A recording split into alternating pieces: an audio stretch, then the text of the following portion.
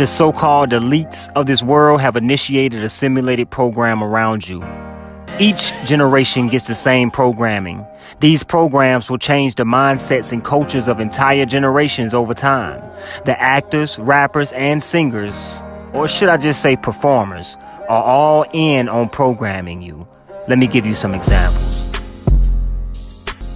In 1995, we get the so-called football star O.J. Simpson evading police in a white Bronco because of a murder.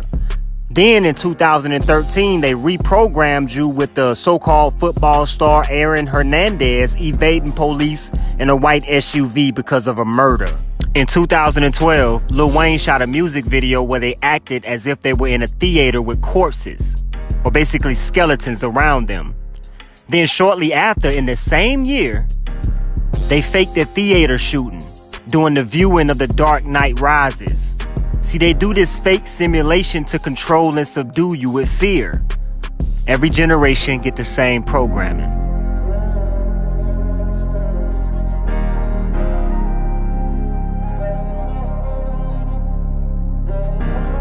They gave you the 1986 movie called Maximum Overdrive, where they had the machine being driven by the demon spirit. The trucks represented the machine and the rise of the machine, or better yet, iron destroying clay. Exactly what these devices are doing to us today. And since every generation get the same programming, they gave you the car version in 2019. Mocking the fact that their ultimate dream is for the machines to one day take the place of human beings, God's creation in His image and His likeness. Like for instance, with fake old Tupac, why was this footage real clear at the MG, but the so-called fight footage is blurry? Where did the man with the clear camera go? That Las Vegas fight with Tupac was fake, staged, and part of your program simulation. Tupac to program and control. PAC, program and control. That Vegas fight was no more real than this fight. Oh, fuck.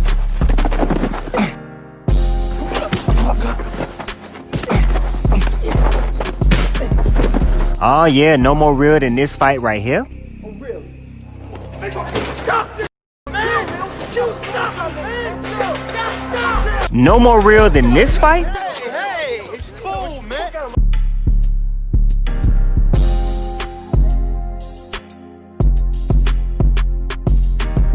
These jokers sitting up here acting out the acting, y'all.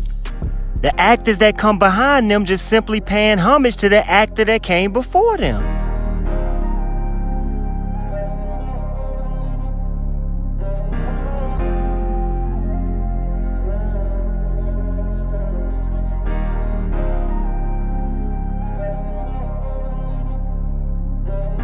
In 1992, they fed you the duo crew, Crisscross, the Masonic group promoting the Masonic public school systems that they themselves never attended. Every generation gets the same programming. So in 2017, they recoded that program by bringing you the same thing, but under a new name, Ray Shrimmert, a duo crew that hides behind the Masonic code while promoting their satanic agenda as well. And listen, I know what you want. That's why you want some of these chains right here. I got a chain for you. I got a chain for you.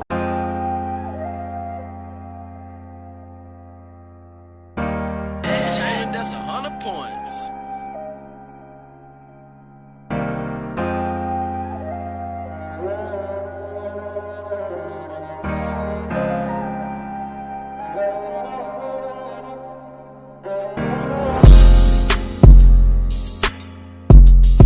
Don't forget, I was in that elevator with Jay-Z. Hey, could you have your guy hit 2? I gotta get down to the business center to print out my boarding pass. Oh, hey, that's gonna leave a mark. That's from a movie. That's from a movie. They came out with Flavor of Love in 2006, a show that promoted the mindset for women to fight for a position in a man's wallet instead of being patient for a space in a man's heart. The programming of that worked so well that they spun around and gave us the I Love New York show, where it was the same programming concept but in reverse for the men. And since all generations get the same programming, they recoded that again for the 2019 show called Tokyo Tony, playing on all your stereotypes and using the show as a grooming mechanism for women who are either considered in their groove or trying to get it back. It promotes the total opposite of what marriages and faithfulness is. These shows are designed to take your mind as far away as possible from the marriages that God ordained. Would you tell your mom that you have a new girlfriend named Tokyo Tony that twerks, like to smoke blunt all day?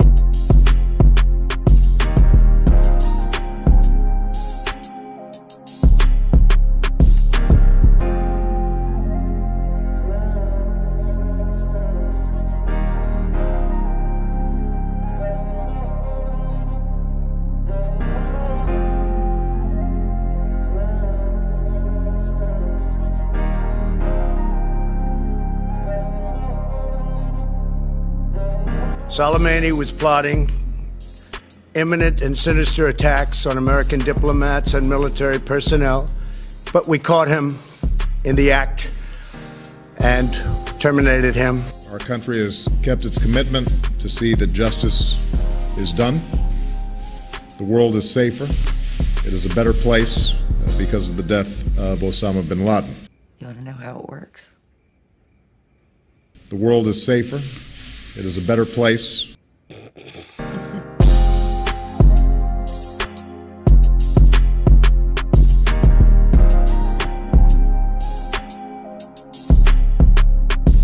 $50 Cent is nothing but a CIA puppet.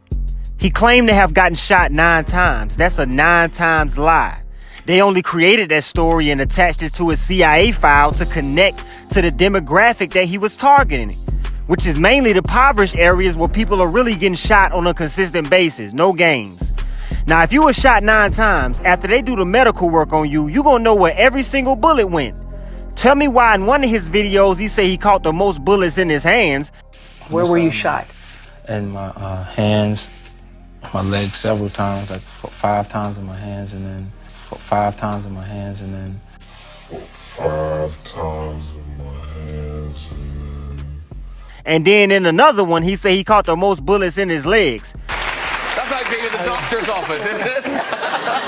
I got hit a few, most of them in the legs. I get most of them in the legs. I get 5 times in my hands, and then most of them in the legs. I get 5 times in my hands, most of them in the legs. I get. He's a lie and a puppet. The day you figure that out, a lot of more stuff will open up for you too. Meanwhile, on the plantation.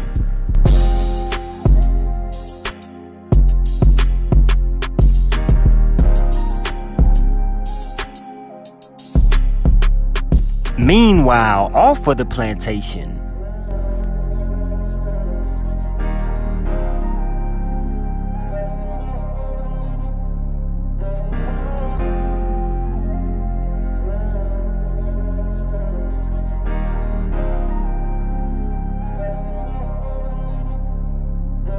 In this note from White's diaries, it says, "Call Lovell regarding TD." TD was a rather transparent cover for Truth Drug. George White worked with the Truth Drug Committee here at St. Elizabeth's Hospital in the nation's capital. They experimented with mescaline, scopolamine, and marijuana on unwitting victims. The committee soon learned there was no easy panacea, no truth drug at this stage. But White and later colleagues would not stop trying. The goal remained the same.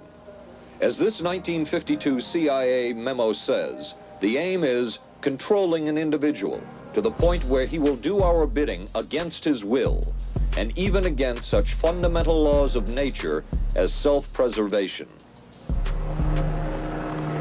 But it was a discovery here in Basel, Switzerland, at Sandoz Laboratories by Dr. Albert Hoffman that led the intelligence agencies of America to believe that they had found the panacea. John Gittinger, recently retired chief psychologist for the CIA. This is the first time Gittinger has been interviewed publicly. We could disable a whole city by putting a very small amount on a water supply. The man who would oversee the CIA's research into drugs and most of the agency's behavior programs is this man, Dr. Sidney Gottlieb, a chemist. Dr. Gottlieb declined ABC News' request for an interview. While the purpose of the study was to find out about communist brainwashing techniques, CIA documents show that the agency was interested in developing mind control methods of its own to precondition and control Chinese living in this country to be sent back to their homeland as CIA agents. What do you think they were looking for?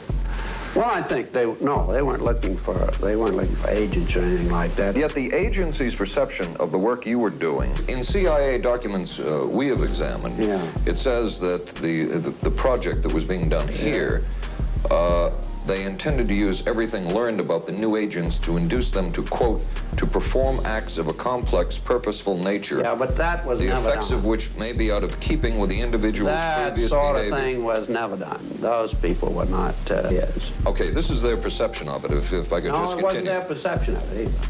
No, it wasn't. Dangerous to his being, contrary to any previous consciously expressed intentions and interests, contrary to the good of the individual, and subversive to the goals for which he is consciously working. I understand all this talk. But the situation was, you see, those things were never done because of wise people on both sides. We were not able to do this nor interested in it. They were, though. Some of the low-level people were, but the high-level people were not.